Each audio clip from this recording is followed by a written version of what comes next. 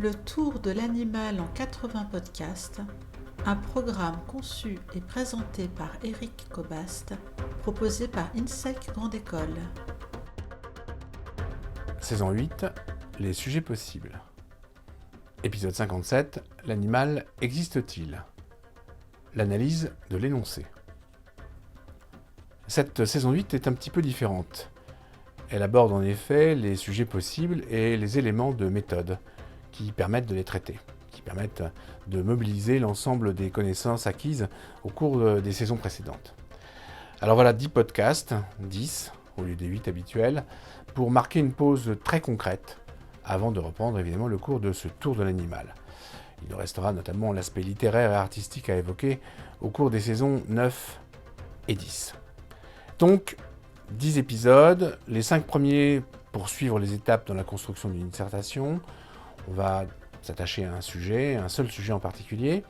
Et puis les 5 épisodes suivants permettront de dégager les enjeux de quelques sujets particulièrement attendus ou bien qui présentent des difficultés intéressantes sur le plan de leur formulation.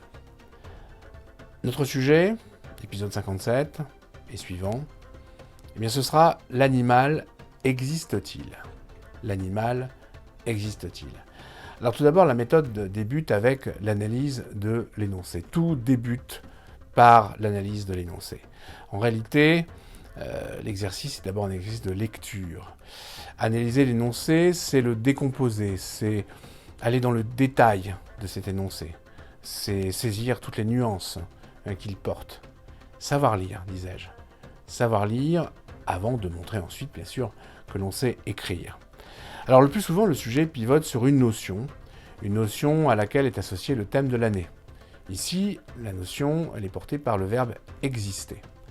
Exister, bien sûr, c'est sur la double acception de ce terme que pivote la problématique. En effet, exister a un double sens.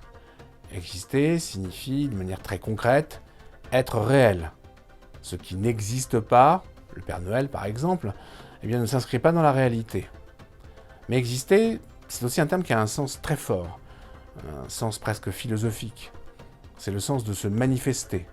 Littéralement, exister, existere, c'est sortir de soi. C'est toute la puissance qui est accordée au préfixe ex. Exister, ce n'est donc pas simplement vivre, c'est exprimer un vouloir vivre et une volonté. Donc, tout débute par la lecture, et la lecture prend en compte ces deux acceptions. Elles vont permettre d'élaborer ce qu'on appelle la problématique. Alors évidemment, la problématique, c'est un terme un peu mystérieux. Qu'est-ce qui se cache derrière ce terme? En fait, la problématique, ce sont les enjeux du sujet. C'est tout ce qui relève de l'implicite, tout ce que sous-entendent les termes qui ont été mobilisés, d'où la nécessité de bien les comprendre. Ici, la question de l'existence de l'animal est une question qui est d'autant plus intéressante que on peut prendre la question dans deux directions, puisque d'un côté, effectivement, bien sûr que les animaux nous entourent, ils nous environnent, ils sont là. Ils sont là, mais d'une certaine façon, ils sont aussi absents, c'est-à-dire loin de nous. L'évidence du premier sens entre en collision, en fait, avec la difficulté d'intégrer la seconde acception. C'est évidemment dans ce contexte-là, dans cette contradiction, que va se nouer toute la problématisation de la dissertation.